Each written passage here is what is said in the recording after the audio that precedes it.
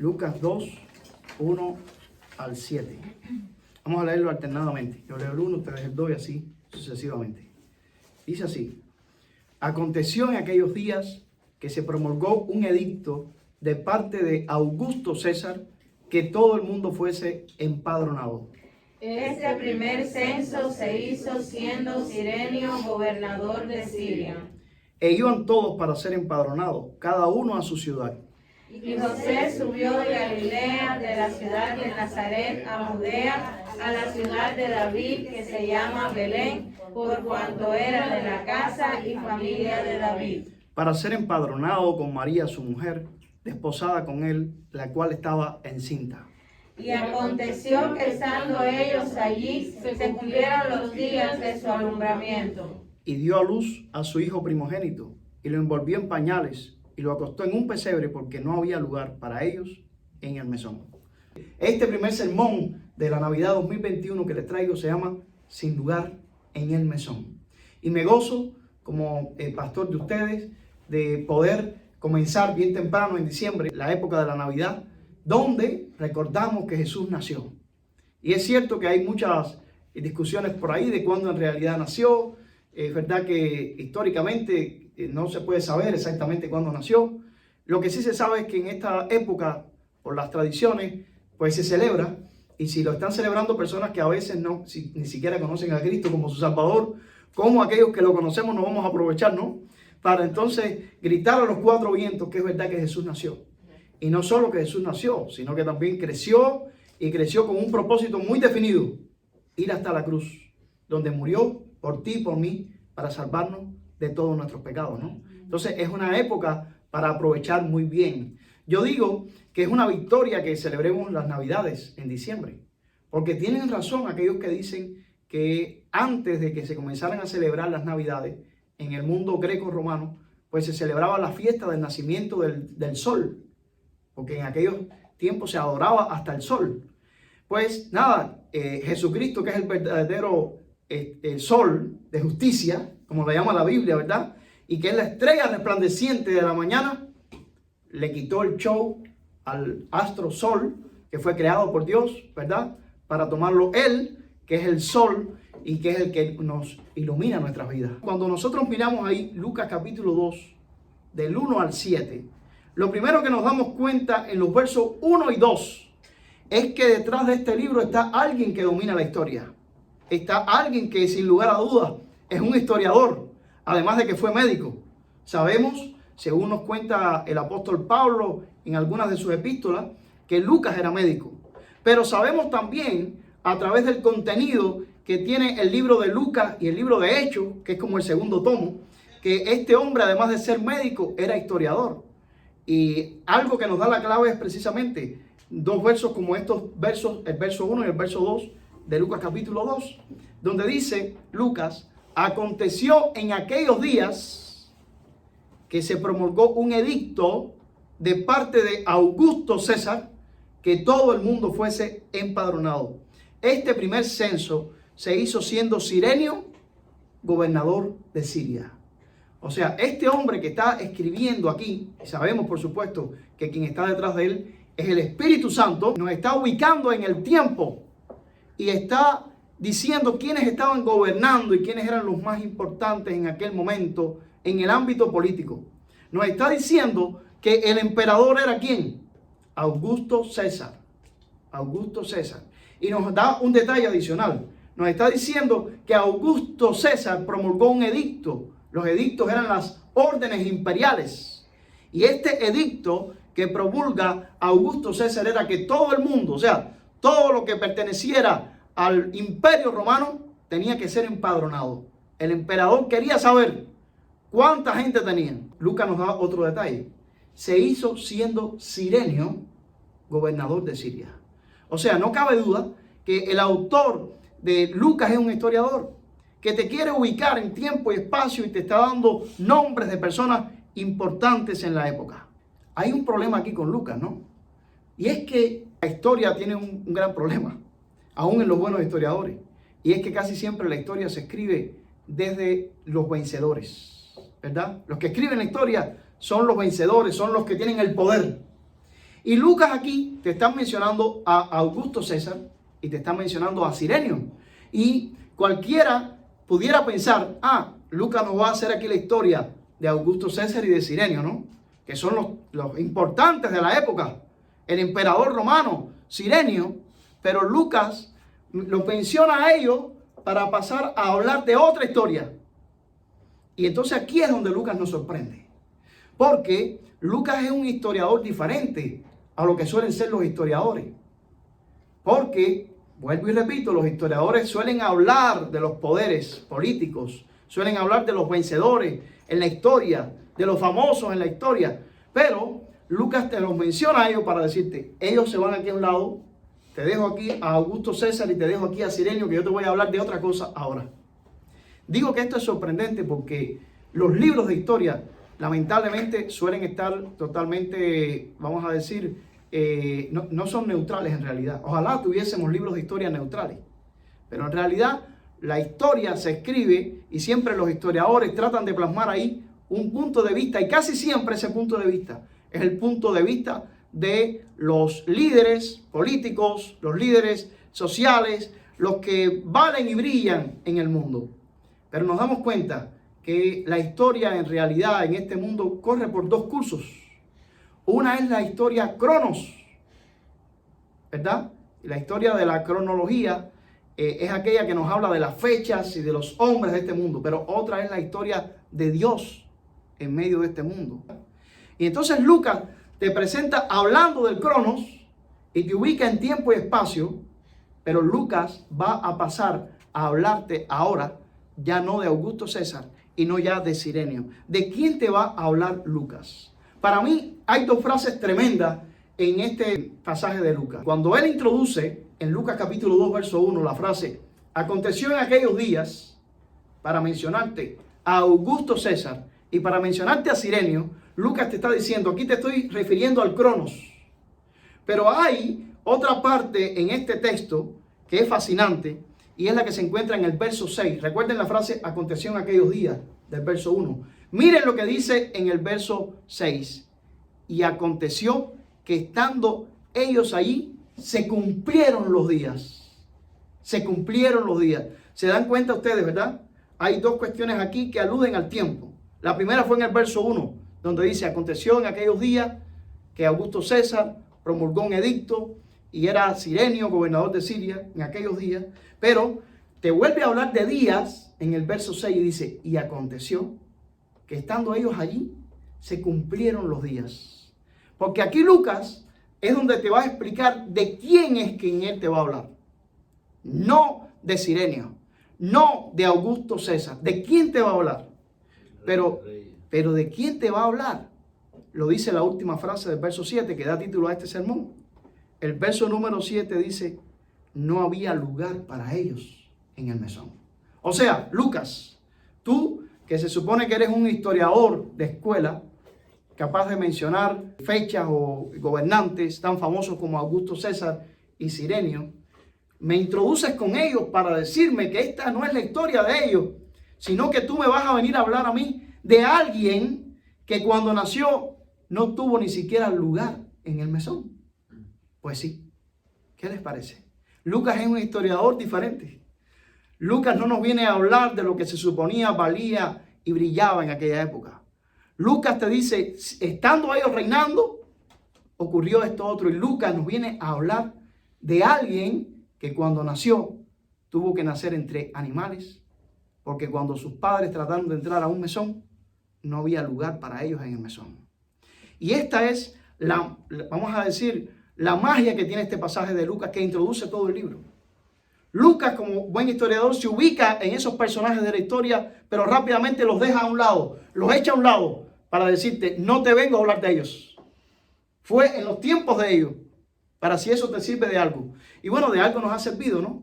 Porque ha servido a los historiadores para tratar de ubicar el momento exacto en que Cristo nació. Ustedes saben que a los historiadores les ha costado trabajo fijar el famoso año cero, ¿no? Unos lo fijan 4 o 5 años antes, tal vez 7 años antes, otros 2 o 3 después. En fin, ha costado trabajo. Pero ¿saben qué ha ayudado a fijarlo más o menos? Lo que precisa Lucas aquí. que fue en aquel tiempo en que Augusto César promulgó el edicto de que todo el mundo tenía que ser empadronado. Y que en aquel tiempo era Cirenio gobernador de Siria. ¿Qué han hecho los historiadores? Han buscado ahí en las cronologías para ubicar en qué momento Augusto César dio este edicto y en qué momento Cirenio estaba siendo gobernador de Siria. Y eso ha ayudado a precisar el momento exacto, por lo menos, más o menos, en que Cristo nació. A nosotros no nos importa tanto eso, ¿eh? A nosotros lo que nos importa es que Cristo nació. Si fue en ese año exacto, si fue 4 años antes, no nos importa para nada. A nosotros lo que nos importa es que Cristo nació, que Cristo vino a este mundo para salvar a todo aquel que en Él crea. Y esta es la historia más fascinante, la historia más grande. Pero Lucas nos deja boquiabiertos a aquellos que estamos acostumbrados a leer una historia desde el punto de vista de los historiadores humanos. Porque después de referirlos a ellos como punto de vista, te pasa a decir, yo no te vengo a hablar de ellos. Yo no te vengo a hablar de esos días en los que te estoy diciendo que ellos eran los que mandaban y tenían el poder. Yo te vengo a hablar de un suceso muy importante que sucedió en esos días, pero que fue cuando vino el cumplimiento del tiempo. Y aquel de quien te vengo a hablar, a diferencia de estos personajes importantes de la época que estaban en sus palacios en Roma o en Siria, este hombre del cual te vengo a hablar ni siquiera tuvo un lugar donde nacer. Porque cuando sus padres quisieron llegar a un mesón para tener allí el lugar, no hubo lugar para ellos. Y por lo tanto no les quedó más remedio que ir para que el niño naciera a un lugar entre animales. Y esto, mis amados hermanos, nos da a nosotros la tónica que va a tener todo el libro de Lucas todo el tiempo. Porque Lucas, a partir de este suceso, donde él ya no te menciona más ni a Augusto César ni a Cirenio, te empieza a hablar entonces de ese niño, el que no tuvo lugar donde nacer, sin lugar en el mesón. Pero a partir de ahí, te comienza a hablar en esa misma clave. Lucas es el libro que se ha escrito no desde el punto de vista de los poderes de este mundo. Lucas es el libro que se ha escrito desde el punto de vista del poder de Dios, para hablarte de la historia de Dios, que irrumpe en la historia humana, que irrumpe en el tiempo de Augusto César y de Cirenio, pero que es la historia más importante, porque la de Augusto César y la de Cirenio era nada. Lo importante aquí era este niño que nace y no tiene ni siquiera lugar donde nacer, por lo menos un lugar confortable. El único lugar que se pudo encontrar era un lugar de animales. Pero a partir de ahí, mis hermanos, la historia de Lucas sigue ese mismo ritmo. Por ejemplo, te encuentras rápidamente que los visitantes que tuvo este niño para estar en su nacimiento fueron la gente menos importante según los códigos de la época, unos humildes pastores. Eso es lo próximo que viene ahí en Lucas capítulo 2 a partir del verso número 8. Y de esto yo voy a estar predicando la próxima semana. De los visitantes, los que vinieron a ver a Jesús, según nos cuenta Lucas. Ya sabemos que Mateo nos cuenta de otros visitantes. A Mateo cuenta cómo a Jesús vinieron a verlo hombres importantes, incluso desde el extranjero. Los sabios del oriente, que algunos llaman los magos. De eso también les predicaré en la temporada navideña. O sea, les predicaré de los visitantes según Lucas y los visitantes según Mateo. Pero fíjense cómo Lucas, ¿en qué visitantes se centra? En los humildes, que tenían que guardar las vigilias de la noche. A los que no les quedaba más remedio que pasar la noche cuidando su rebaño para poder tener su sustento. No te está hablando de los que estaban en los palacios de Augusto César ni de Cirenio, sino aquellos hombres humildes que vivían de cuidar los rebaños. Esos son los visitantes según Lucas y de los cuales vamos a estar predicando. Pero Lucas en esa misma tónica te habla de que cuando el niño fue presentado en el templo, después que se cumplieron los días de la purificación según la ley, los testigos que fueron a ver a ese niño y que se alegraron y que Lucas te lo cuenta, ¿quiénes eran? Un par de ancianitos, Simeón y Ana. Este libro de Lucas tiene su encanto, ¿no? Es un libro que te ubica desde el punto de vista de la gente en la cual no solemos fijarnos. Nos solemos fijar en los Augusto César, nos solemos fijar en los sirenios de Siria. Pero Lucas no te está hablando de ellos. Lucas parte de ellos para decirte esto sucedió en los días de ellos, pero ellos no son importantes. Aquí los importantes son esta familia que no encontró dónde naciera este niño. Este niño que tuvo que nacer entre animales. Este niño cuyos visitantes fueron nada menos que aquellos pastorcillos que tenían que pasarse las noches enteras de vigilia para poder llevar alimento a sus casas. Aquel niño cuyos testigos fueron un par de viejos. Mira que los ancianos, ¿verdad?, son relegados y son tirados a un lado, ¿no? En el libro de Lucas no es así. En el libro de Lucas usted se va a encontrar con un viejo más de una vez. Y siempre para darle honor, para darle el rango que merece. Y Lucas lo hace cuando te cuenta cómo ese niño cuando fue llevado al templo precisamente fue el gozo de Simeón, que incluso dijo, ahora puedo descansar en paz. Ahora puedes despedir a tu siervo en paz, porque mis ojos han visto al Salvador.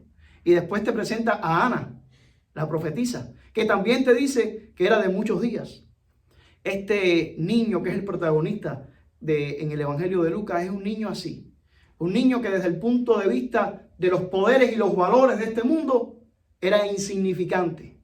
Sin embargo, Lucas te está diciendo, este es el protagonista de la historia. No son los Césares, no son los palacios. Es este niño que no tiene lugar donde nacer. Este niño sin lugar en el mesón. Este niño cuyos visitantes fueron aquellos humildes pastores. Este niño cuyos testigos cuando fue llevado al templo fueron un par de ancianitos que tal vez no tenían valor para nadie, pero para Dios sí tenían valor. Y son ellos los que captan la historia de Lucas.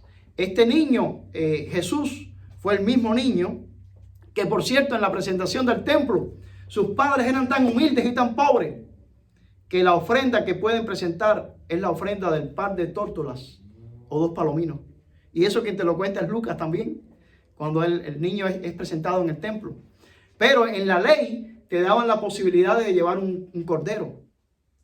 Pero el cordero lo llevaba quien tenía más recursos. En el Evangelio de Lucas te dice que José y María, cuando llevaron al niño, ofrecieron lo que la ley demandaba. Y cuando dice esto, no menciona el cordero. Dice un par de tórtolas o 2 palominos, que era la opción para la gente pobre. Y ahí Lucas te da ese detalle, diciéndote, este niño, el importante de la historia, que no es el César, que no es Cirenio, este niño que no tuvo lugar en el mesón, este niño cuyos visitantes no fueron gente de alcurnia, sino unos pobres pastorcillos, este niño que cuando fue llevado al templo, quienes fueron sus testigos principales allí fueron un par de viejos, que la gente ni solía mirarlo, pero ellos fueron los que tuvieron la bendición, ¿verdad? Este niño por cuyos padres no podían ofrecer un sacrificio caro, sino el sacrificio de los pobres, de un par de tórtolas o 2 palominos. Este niño que tuvo como precursor nada menos que a un hombre que parecía haber salido de las cavernas, Juan el Bautista, un homeless, así le llamamos en los Estados Unidos a la gente sin casa. Nadie puede acercarse más al prototipo de un homeless que Juan el Bautista. Todo peludo, todo barbudo, no tenía una ropa normal, sino que estaba vestido de piel de camello. Y homeless al fin no vivía en una casa, vivía en el desierto, comiendo lo que encontrara. Fíjense si era así, que hay gente que malinterpreta la Biblia porque dice, comía langosta, pastor. Pero no comía las langostas del mar. Las langostas que comía eran los insecticos verdes estos que usted encuentra en las plantas. Eso se comía Juan el Bautista cada vez que encontraba uno. Y por supuesto la miel silvestre, ¿no?, que es una bendición. Pero ese fue el precursor de Jesús, un homeless, un hombre que parecía salido de las cavernas, que además era su primo, recuerden. Y primo, por cierto, hijo de 2 ancianitos, que les nació a Zacarías y a Elizabeth cuando ninguno de los dos ya pensaba tener hijos. Ustedes conocen la historia, está narrada en Lucas, precisamente, otro par de ancianos. Zacarías y Elizabeth. Bueno, es maravilloso ver cómo Lucas nos pasa la atención, que uno comienza a leer y dice, Augusto César, Cirenio, y uno piensa que esta es la historia que te va a contar, porque es lo usual que se esperaría de un historiador, pero solamente te dice, estos son solamente un punto de vista de la cronología, yo no te voy a hablar de ellos, te voy a hablar del que es importante. Te voy a hablar del que verdaderamente vale y brilla. te voy a hablar del verdadero protagonista de la historia. Un niño que no tuvo lugar ni en el mesón. Un niño que nació entre animales y un niño que ya dije todo esto que he dicho, pero podría seguir diciendo muchas cosas. En el mismo Evangelio de Lucas te das cuenta que ese niño vino precisamente para no estar con Cirenio ni estar con Augusto César, sino para estar con ¿quiénes? Con los desfavorecidos, con toda aquella gente pobre, con aquellos ancianos, con los enfermos, con las viudas, como hay viudas en el libro de Lucas, ¿verdad? Y precisamente Lucas te deja muy claro cuál era la misión de ese niño. Cuando Jesús te menciona a Lucas, que está en la sinagoga y abre el libro de Isaías 61, del 1 al 2, y ahí está la misión de Jesús. Cuando te dice a qué vino ese niño. Isaías 61, del 1 al 2. El Espíritu de Jehová está sobre mí, porque me ungió Jehová. Me ha enviado a predicar buenas nuevas a los abatidos, a vendar a los quebrantados de corazón, a publicar libertad a los cautivos y a los presos, apertura de la cárcel, a proclamar el año de la buena voluntad de Jehová y el día de la venganza del Dios nuestro, a consolar a todos los enlutados. Este niño, lejos de Augusto César, lejos de Cirenio, mire a quién vino, mire para quiénes vino. Si ustedes miran, y yo lo busqué directamente en Isaías, podía haberlo mirado en Lucas, en la porción exacta, donde te hablan del comienzo del ministerio público de Jesús. Pero miren las personas que se mencionan allí, en ese ministerio de un Jesús lejos del César y lejos de Cirenio. Buenas nuevas a los abatidos, vendar a los quebrantados de corazón, o sea, abatidos, quebrantados de corazón, cautivos, presos. Estas personas que te está hablando aquí, ¿quiénes son? Gente que sufre en este mundo. Mientras los Césares, ¿verdad? Mientras los sirenios están en sus palacios, creyéndose que son los dueños del mundo, creyéndose hasta que son dioses, pero pobres dioses que se perderán. Pero mientras ellos se creen que son los dioses de este mundo, Dios está centrando su atención en otros puntos, en otros seres humanos, que desde el punto de vista de la historia probablemente no sean tan considerados, no sean tan queridos, pero Dios sí tiene en cuenta a cada ser humano en este mundo.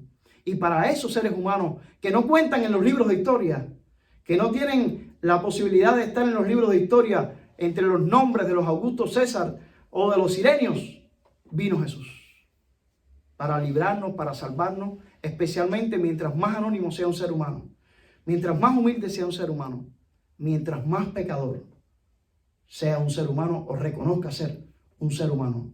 Cristo vino para salvarnos a todos. Y por cierto, cuando nos llama detrás de Él, no nos ofrece ni lujo ni palacios tampoco, Porque cuando Él hace el llamamiento, lo único que ofrece es: si alguno quiere venir en pos de mí, niéguese a sí mismo, tome su cruz y sígame. Es interesante ese llamamiento. No es un buen marketing, Desde el punto de vista de los marketing modernos, eso sería una atrocidad. Llamar a gente a que te siga y tú decirle: lo único que te puedo ofrecer es una cruz. El marketing, diría, Jesús estaba perdido en marketing. Sin embargo, Jesús no nos engaña. Jesús no es un falso vendedor, un comerciante que te vende la mercancía como sea. Y nosotros lo sabemos, ¿verdad? Todos los días nos están llamando por teléfono, vendiéndonos todo tipo de mercancías por los ojos, ¿verdad? Te meten la mercancía. Pero Jesús no te está engañando. Jesús te está diciendo: yo ni siquiera tuve donde recostar la cabeza. Y si alguno quiere venir en pos de mí, niéguese a sí mismo, tome su cruz cada día y sígame. Por eso, en Hebreos 11, en la lista de los héroes de la fe, y ya casi al final de la lista, te mencionan las características de los seguidores de Jesús. Y miren qué características te dan. No tienen nada que ver ni con los sirenios ni con los césares. Te dice: experimentaron vituperios y azotes, a más de esto, prisiones y cárceles. Fueron apedreados, aserrados, puestos a prueba, muertos a filo de espada. Anduvieron de acá para allá, al estilo de Juan el Bautista, ¿verdad? Cubiertos de pieles de ovejas y de cabras. pobres, angustiados, maltratados, de los cuales el mundo no era digno. De esos pobres, de esos harapientos, el mundo que se creía que los que valían y brillaban eran los césares y eran los sirenios, no era digno de esa gente que moría por causa de su fe, errando por los desiertos, muy a los Juan el Bautista, por los montes, por las cuevas y por las cavernas de la tierra. Y todos estos, y aquí viene lo importante, todos estos, aunque experimentaron buen testimonio mediante la fe, no recibieron lo prometido, proveyendo Dios alguna cosa mejor. ¿Para quién? Para nosotros, para que no fuesen ellos perfeccionados aparte de nosotros. La historia de Jesucristo no es la historia de los césares, ni es la historia de los gobernantes de este mundo. Es la historia de un crucificado, de uno que fue juzgado en un juicio injusto y que fue llevado a una cruz para morir por todos los que nos reconocemos pecadores, para que el que en él cree no se pierda, mas tenga vida eterna. Pero en este mundo, que está de acuerdo a los códigos del diablo y de acuerdo a los códigos que no son los códigos del reino de Dios, ni para Cristo ni para sus seguidores, se te ofrecen precisamente los palacios de los césares ni de los sirenios de Siria. Lo que se te ofrece es, no hay posibilidad tal vez de que haya lugar para ti en el mesón. Y lo más seguro que tienes es una cruz. Porque si alguno quiere venir en pos de mí, niéguese a sí mismo. Yo predicaba en la serie de libros de la Biblia, en Gálatas mencionaba el texto que me fascina de la última de las epístolas de Pablo, segunda a Timoteo, capítulo 1, verso 8, donde Pablo le dice a Timoteo precisamente esto que tiene que ver con el protagonista del libro de Lucas y de lo que nos ofrece el protagonista del libro de Lucas. Segunda a Timoteo, capítulo 1, verso 8, Pablo le dice a Timoteo: no te avergüences de dar testimonio de nuestro Señor. ¿Por qué le tiene que decir Pablo esto a Timoteo? ¿Quién es nuestro Señor? ¿Quién es nuestro Señor para que te pudieras avergonzar? Bueno, es que desde los puntos de vista de este mundo, nuestro Señor sencillamente fue un hereje condenado por el Imperio Romano, que fue llevado a una cruz. No es un Augusto César, no es un sirenio. Por eso Pablo le tiene que decir: no te avergüences de dar testimonio de nuestro Señor, porque en este mundo podemos ser dados, si nos llevamos por la corriente del mundo, a avergonzarnos. Porque lo que nosotros predicamos es algo que no vale y brilla para este mundo. Para el mundo valen y brillan los césares y los sirenios. No los que no tienen ni dónde caerse muertos. No los que no tienen ni siquiera dónde nacer. Pero Pablo le está diciendo a Timoteo, a pesar de eso: no te avergüences de dar testimonio de nuestro Señor. Y para colmo, Pablo le agrega: ni de mí. ¿Dónde estaba Pablo cuando le está diciendo esto? Preso. Ni de mí, preso suyo, sino participa. Miren el marketing de Pablo, el marketing de Pablo.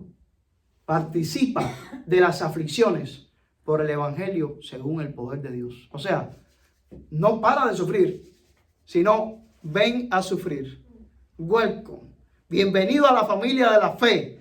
Bienvenido. En esta familia se viene y se nace llorando con el reconocimiento de que eres un pecador y que estarías para siempre perdido si no aceptaras a Jesucristo, quien te fue enviado del cielo para ser salvo. Ahora, si lo quieres seguir, no te puedo engañar.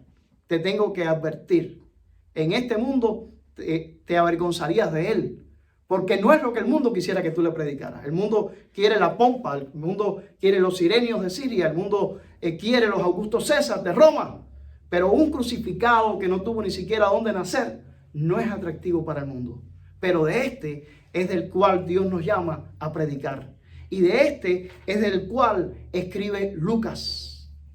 Y gracias a lo que escribe Lucas y los demás, nosotros hemos llegado a entender que no es la historia escrita desde la clave humana, la historia escrita desde los césares o desde los gobernantes, sino la historia escrita desde el Salvador del mundo, desde Jesucristo, aquel que ni siquiera tuvo lugar en el mesón.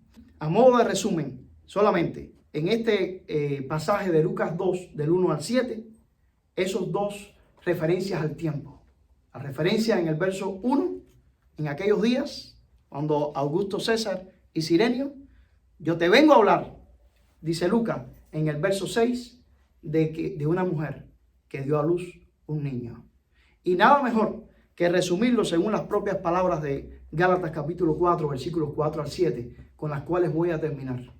Gálatas 4, del 4 al 7, donde Pablo declara: pero cuando vino el cumplimiento del tiempo, me encantan esos peros en la Biblia, porque te desvían la atención, como mismo te la desvía Lucas, en Lucas 2 del 1 al 7. En aquellos días de Cirenio, de Augusto César, hubo una mujer que dio a luz un niño que no tuvo lugar ni siquiera en el mesón. De ese es que yo te vengo a hablar, no de Augusto César ni de Cirenio. Y en ese mismo sentido, del verso 6 de Lucas capítulo 2, es que Pablo dice: cuando vino el cumplimiento del tiempo, Dios envió a su Hijo, nacido de mujer y nacido bajo la ley, para que redimiese a los que estaban bajo la ley, a fin de que recibiésemos la adopción de hijos. La adopción de hijos. Y por cuanto sois hijos, Dios envió a vuestros corazones al Espíritu de su Hijo, el cual clama: Abba, Padre. Lo cual es una frase en arameo, se debería traducir papá, papaíto. O sea, Jesucristo ha logrado que tú y yo, miserables pecadores perdidos, podamos llegar a ser reconciliados con Dios, de tal manera que podamos llegar a Él con toda confianza y ser capaces de tratarlo no de un usted, no de padre, tú estás por allá y yo por acá, sino de decirle: papá, papaíto. Esto es lo que ha logrado Cristo. Así que ya no eres esclavo, sino hijo, y si hijo, también heredero de Dios por medio de Cristo. Amado hermano, si en medio de la tensión que se vive en este mundo, de si te quedas con aquellos días de los Césares y de los Sirenios, o si te quedas con aquel día cuando vino el cumplimiento del tiempo, el tiempo de Dios, en medio de esa tensión, quiera Dios que quieras quedarte, no con la herencia que te pueden ofrecer los reyes de este mundo, sino con la herencia de Jesucristo, en Dios. Nosotros esperamos cielos nuevos y tierra nueva, según la promesa. Que en este mundo no te sientas más que como un peregrino y que como un extranjero que va de paso, que no quiere poner su mirada en los reyes, en los Sirenios, ni en los Augusto César, sino en el Rey de Reyes y Señor de Señores, que vino a este mundo a través de un niño que no tuvo ni siquiera lugar en el mesón. Y quiero concluir con una oración, para que si tú, que estás aquí, o estás allá, donde quiera que estés, y Dios te ha permitido escucharme ahora mismo, tenías tu vista y tu esperanza puesta en los Sirenios, o en los Augusto Césares, cambies esa esperanza ahora por completo y la pongas en el Hijo de Dios, que fue enviado, aun cuando nació en este mundo sin un lugar apropiado, humanamente hablando, para nacer. Cambia tu perspectiva y acepta a Jesucristo como tu Salvador. Padre, en este día, mirando a Lucas 2 del 1 al 7, y mirando las dos escenas, las escenas de los palacios, con los supuestos protagonistas de este mundo, los Césares o los Sirenios, pero mirando la otra perspectiva, la de un niño que no tiene lugar ni en el mesón para nacer, yo quiero dejar de poner mi esperanza en lo que supuestamente vale y brilla este mundo, en lo que supuestamente me vende este mundo. Los poderes de este mundo no son absolutamente nada comparados contigo, pero es muy fácil perderse en este mundo con el brillo de los palacios suntuosos, sin darnos cuenta que lo que verdaderamente vale y brilla está en los establos, está en los pesebres, está entre los pastores, está entre los ancianos que vinieron a dar la bienvenida a tu Hijo, está entre aquel heraldo homeless que decía que Cristo era el Rey, el enviado de Dios, y no los que estaban en los palacios. Quiero cambiar mi perspectiva y quiero poner mi esperanza en tu Hijo Jesús, reconociendo que soy pecador y que si tú no lo envías a Él para nacer aún sin un lugar apropiado y para morir en una cruz, yo estaría perdido por la eternidad. En esta Navidad, donde se celebra que ese niño nació, quiero yo también nacer de nuevo y aceptar a Jesús como mi Salvador. Lo recibo. No hubo lugar para Él en el mesón, pero como dice ese bello himno, ven a mi corazón. Oh Cristo, ven, porque en Él hay lugar para ti. En el nombre de Jesús. Amén y amén.